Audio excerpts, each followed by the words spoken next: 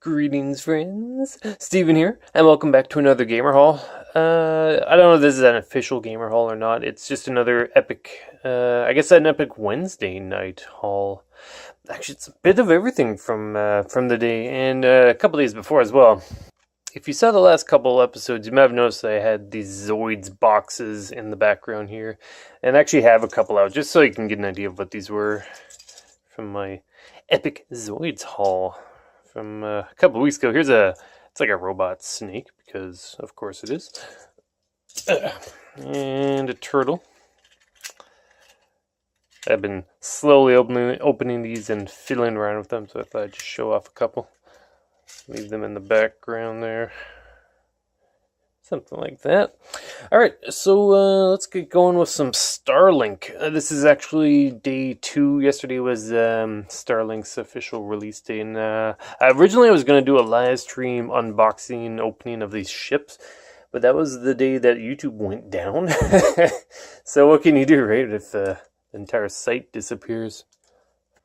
But what I thought I could do is at least show them off here in this pickups video. So here's the concept for the Switch version, of course. Everyone's picking the Switch one because you get the Star Fox DLC along with it. But basic concept is you get your Joy-Cons, you put them into this controller here, and you snap the ships onto that.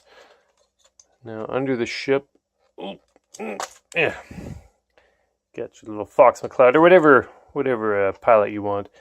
So you have this, you put the Joy-Cons in there, put the pilot here. Each pilot has like a special skill that you can use. So, and they also have unique, oh, the focus was great for a second there. There you go. And each pilot has, of course, their own voice and their own unique dialogue and all that. But which one you use is up to you. It doesn't really matter as far as the story. Best thing about those is these really cool spaceships. So, of course, this is the Star Fox R-Wing. These blue parts you can move up or down. That doesn't affect anything. It's just a cool bonus added to the toy. But yeah, it's kind of like the latest. I don't really want to say these Skylanders, but it's the latest Toys to Life in general. Like you pick the ship you want. You can put these extra weapons on the wings. It's pretty cool if you're willing to spend the money. You can even swap the wing parts out. It's all up to you. Neat thing about the R-Wing specifically is if you don't have any weapons on the wings, you get the original like R-Wing weapons, like from the Star Fox game. And yeah, if you like toys and video games, as you know I do, this is definitely something to consider investing some money in. And money is what you'll need for this thing, because it does cost a lot if you want to buy these ships. Each one of these is like it's like $40 Canadian, so we'll say 45 after tax. And I actually picked up 3 extra ships. This is one of them. It's like a space pirate barge thing. It's actually goes pretty fast, so it's got pretty good thrusters. It's got these like ghetto hobbled wings on it. Like this is how it ships, which is pretty funny. So leave that there. Leave that there. Move this out of the way for the moment. Try and get some focus. And I haven't opened them yet, obviously, but I can also show you this. This is really neat. This is EB Games has an exclusive ship, the Cerberus with a shockwave weapon and pilot Razor Lame. Now the two weapons you can, or the weapon and the pilot you can purchase separately, but this specific ship, normally it's like a red and black ship. This green one you can only get as an exclusive from EB Games, which is the same price as any other ship, thank goodness. And I also picked up Pulse with Volcano and Jace to Silva, which kind of looks like a Wipeout racing thing. So yeah, pretty neat. But I mean, that right there, like, was almost $200, so yeah. I've been saving up for this game, though, because I knew I was looking to invest in it. So, just put this here. Move these up a bit. But yeah, keep an eye out for these exclusives. I think some store has an exclusive pilot as well. Not sure which one, if we even get that at all in Canada. We'll see. We'll see. Alright. So, and those I picked up a bit from everywhere. The starter pack I picked up from Walmart because it was actually $20 cheaper than everywhere else, which is pretty neat. But I'm seeing, I think Amazon, for an example, is now meeting that price. Otherwise, it was $100 for the starter. And yeah, man, neat stuff. Game's alright. It's not the best, but I've only really just started playing it like for maybe an hour tops last night. What's this receipt here? Yeah, so like that one ship, like one of these here, is $44.79 after tax. Whew. I mean, that's the price of a lot of games, so makes it think. So next up from Walmart, this is a pretty neat deal. It's these combiner for, do they have any name? Crash combiners, I believe. Normally these are, I think they start off like $20, but then they came back and they were $10, and now today they're $5. And like two transformers that smashed together to make a big transformer for $5. Pretty sweet deal, I think. I wasn't gonna buy them otherwise though. It's kind of crummy. There's one that has Bisque and one of the bug Decepticons from the later seasons. I haven't been able to find that one. These ones they had, but not that one with Bisque, unfortunately. It's got Drag Strip and Wild Break. This one looks a bit dumb, but you know, $5. Yeah. So yeah, they can transform into single robots, but they're very limited in articulation. The whole gimmick is squish them together and then you can make a bigger robot. This guy I didn't pick up. He's just kind of boring, and he's really just a repaint of the next one I'm going to show, but who knows, $5 I might pick up another one. And this guy's Legend Stormhammer. The Great Skyhammer, I guess. I think it looks better in white and red and some blue versus the this one they don't have. This one, it's tricky. This one it's too much purple. This one's got more color, more variety to them. Shocknado is a pretty good name though, I'm not gonna lie. Okie dokie. Next up, we have, like I said, those are $5 each, as you saw on the price. Pretty sweet deal. Oh, hey, some good old thrift store finds. Look at that. I don't find too many Tiger Electronic LCD games anymore, but here we go. Batman Forever by Tiger. They had a few random Tiger stuff, but this was the only one I really felt was worth picking up. Featuring such buttons as grappling gun, batarang, help, and thruster. I haven't tested this yet. Hopefully it works. Sticker price $4. Pretty good. And normally these parts often go missing, so I'm glad that the battery cover is still there. Pretty sweet though. I love these things. I was listening to a podcast not too long ago where they were talking about Game Boy, like original Game Boy. And I was thinking, like, I don't remember there ever really being Game Boy games in stores. I don't know. I feel like they would have been hidden away for theft reasons, but like I just don't remember ever seeing Game Boy boxed games new in stores back in the day. Tiger Electronics though, these are all over the place. These are the real hotness during a school recess. There we go.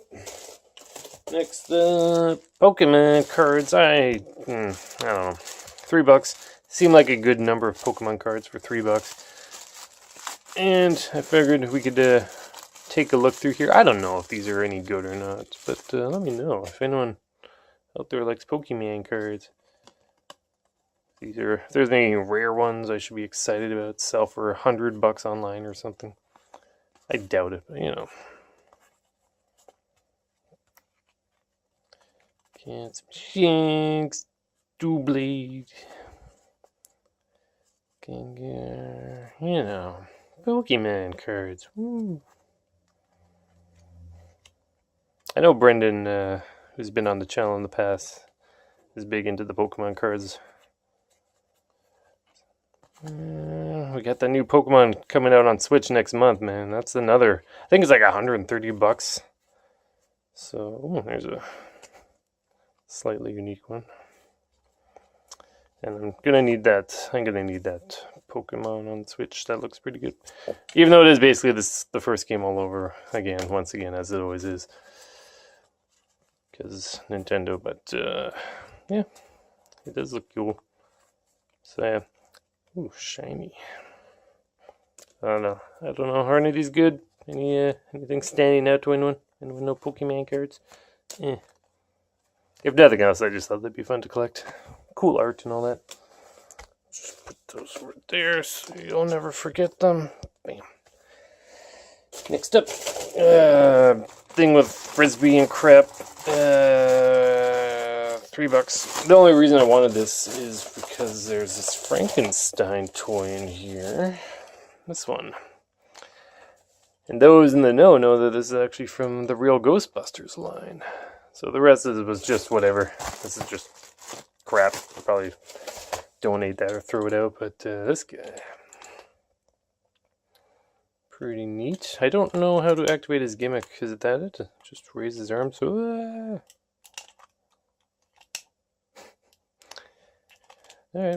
That's fun.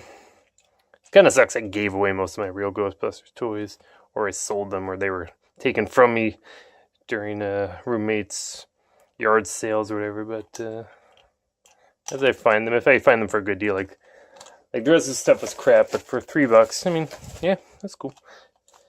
I'll grab a real Ghostbusters Frankenstein's monster toy. Next up, final baggie from them for $3. We got one of these, baby Optimus Prime figures. I've gotten one of these already, but it's I think the one I had was smaller, but very, very basic transformation. This is a transformation I can figure out. So that's cool. Once again, I might get rid of this. I might keep it, whatever. If I ever meet my brother's kids, then maybe I'll give them to them. I haven't talked to my brother in years. Funny how that happens. Yeah, but that there. And finally, I was stopping by the old retro gaming shop, and they had a big box of manuals. And I just picked out a bunch of random NES ones that I needed, so let's check those out, finish this video off. Grand total for these was $15.68. $2 a manual, I don't know, is that a good deal? I just grabbed the ones that looked cool at the time. So we have the Immortal. This is interesting, I don't recall there being sideways manuals like this, but it's a weird game, but it's a really neat manual. I think I have this game, I probably do. Hard to tell. It gets into this whole art section, looks pretty cool. Are these people still around? Are they still making games? I wonder.